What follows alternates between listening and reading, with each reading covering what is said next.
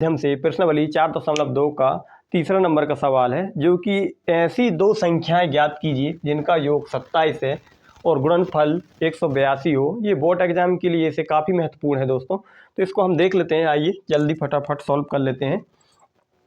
तो यहाँ पे ऐसी दो संख्याएं ज्ञात कीजिए। अब संख्या पता है नहीं है और जिनका योग 27 है और गुणनफल 182 है और इनका संख्याएं ज्ञात करना है अपन को। तो इनको संख्याएं मानना पड़ेगा पहले अपन को। तो माना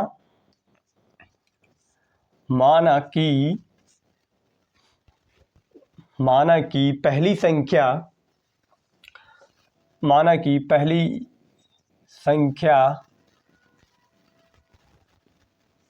पहली संख्या हमने x मान ली और दूसरी संख्या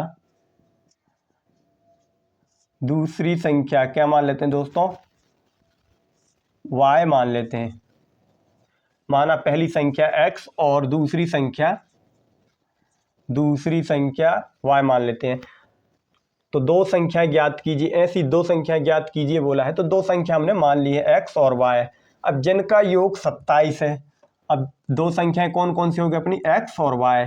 तो इनका योग कितना है दोस्तों, x योग यानी प्लस y बराबर 27। जिनका योग कितना है, 27 है। तो इसको हम समीकरण नंबर 1 नाम दे देते हैं दोस्तों। उसके बाद आगे क्या बोल रहा है, और गुणनफल 182 हो। किसका गुणनफल, इन दोनों का गुणनफल। तो इन दोनों का गुणनफल कितना है दोस्तों, 182 हो। x y बराबर 100 कितना है 82। इनका गुणनफल कितना हो गया दोस्तों, 182। अब हम समीकरण नंबर 1 दे दिए हैं और इसको हम समीकरण नंबर 2 नाम दे देते हैं। तो हम समीकरण 2 से हम सॉल्व कर लेते हैं। समीकरण 2 से हम हल कर लेते हैं। तो यहाँ पे x y बराबर 182। अब यहाँ पे हम x का वैल्यू निकाल लेते हैं, 182/y। ये समीकरण नंबर हमारा कितना आ गया दोस्तों, 3 प्राप्त हो गया। अब x का मान समीकरण नंबर 1 में रखेंगे दोस्तों। x का मान समीकरण 1 में रखने पर, x का मान समीकरण नंबर 1 में रखने पर, तो x का मान समीकरण 1 में रख देते हैं दोस्तों। x की जगह x पहले समीकरण 1 को उतार लेते हैं, x + y बराबर 27। अब x की जगह कितना रखना है, 182/y + y बराबर 27। आगे हम सॉल्व कर लेते हैं। यहाँ y के नीचे कुछ नहीं है, मतलब 1। तो इन दोनों का एलसीएम ले लेते हैं, y और 1 का एलसीएम ले लेते हैं, यानी लघुत्तम ले लेते हैं। तो कितना आ जाएगा दोस्तों, y ही आएगा। y का भाग y में देंगे तो कितने बार कम कट जाएगा दोस्तों, 1 बार कम। और 1 का गुणा ऊपर करेंगे तो 182 ही आएगा। और प्लस y का भाग y में देंगे तो y का यहाँ पे आ जाएगा, कितना आ जाएगा दोस्तों, y आ जाएगा। और y का ऊपर गुणा करेंगे तो ये 2y हो जाएंगे, यानी कि y स्क्वायर के रूप में हो जाएंगे बराबर 27। अब हम इस तरफ सॉल्व कर लेते हैं दोस्तों।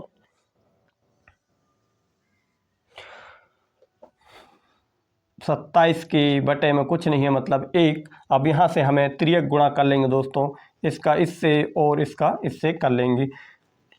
तो 182 एक बार के में करेंगे तो 182 + y स्क्वायर बराबर 27y। अब 27y को हम इस तरफ लेके आ जाएंगे दोस्तों, तो ये y स्क्वायर माइनस के 27y + 182 बराबर 0। तो ये हमें समीकरण प्राप्त हो गया दोस्तों। अब इस समीकरण को चेक करना है कि ये द्विघाती समीकरण है कि नहीं। तो इसको हम देख लेते हैं, द्विघाती समीकरण, इसकी अधिकतम घात देख लेते हैं। तो इसका अधिकतम घात देख लेते हैं दोस्तों। इसका अधिकतम घात कितना है दोस्तों, यहाँ पे देख सकते हैं, y स्क्वायर माइनस 27y + 182, यानी अधिकतम घात 2 है। तो इसको हम कह सकते हैं यह द्विघात यह द्विघात समीकरण है। इसके आगे हम सॉल्व कर लेते हैं दोस्तों, इनकी अलग अलग मान निकाल लेते हैं x और y का मान। तो यहाँ से हम गुणनखंड विधि से हल कर लेते हैं, या तो गुणनखंड विधि से हल कर लेते हैं या तो श्रीधराचार्य की विधि से। तो श्रीधराचार्य की विधि हम पिछले वीडियो में सॉल्व किए थे, अब इसमें हम गुणनखंड विधि का यूज कर लेते हैं।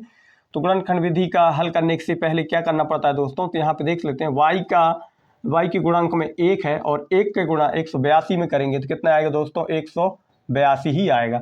अब 182 का गुणांक ऐसे करना है, ऐसी दो संख्याएं ढूंढनी है जिसका दोनों गुणा करने पर 182 आए।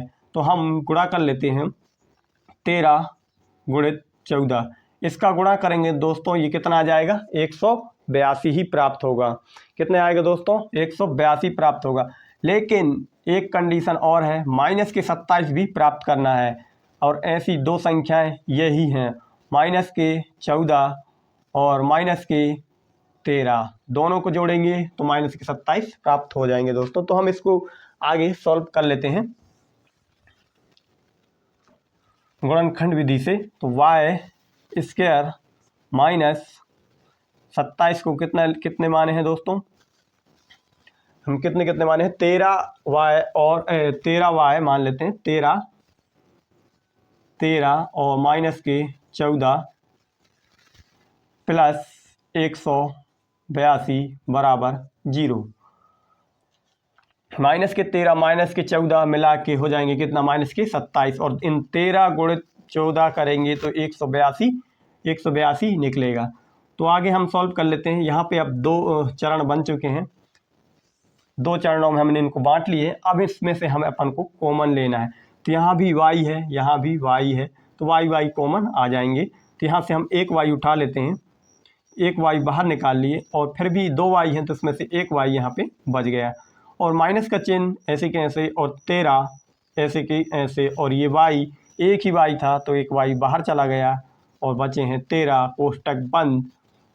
अब देख लेते हैं यहाँ से दोस्तों, ये माइनस का चिन्ह है तो माइनस के चिन्ह कॉमन ले लिए, और हमने यहाँ पे कितना है, ये 14y प्लस 182।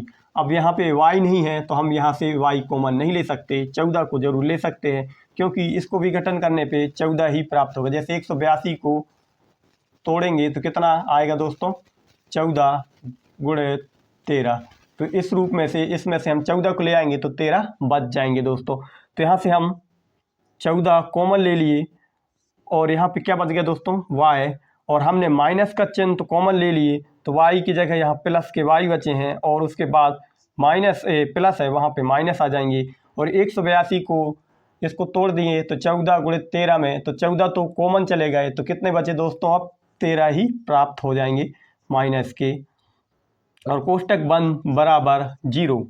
अब यहाँ से देख लो दोस्तों कौन सा सेम टू सेम दिख रहा है, y माइनस 13, तो इन दोनों को अब कॉमन लेना है, तो y माइनस 13, अब जो बचेगा उसको हम लिख देंगे y माइनस 14 बराबर 0।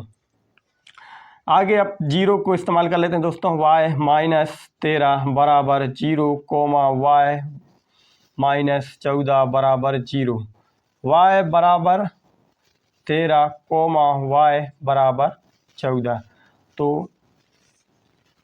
ऐसी दो संख्याएं हमें प्राप्त हो गई हैं दोस्तों, 13 और 14। यहाँ पे पूछा गया था ऐसी दो संख्याएं ज्ञात कीजिए, तो हम पहली संख्या क्या मान, यहाँ आ गया पहली संख्या अपनी 13, और दूसरा एक और कौन सा है, तो उसको हम मान लेते हैं 14, और इन दोनों को जोड़ेंगे दोस्तों कितना आ जाएगा, 27 आ जाएगा, और इन दोनों का ही गुणा करेंगे तो कितना आ जाएगा दोस्तों, 182 आ जाएगा।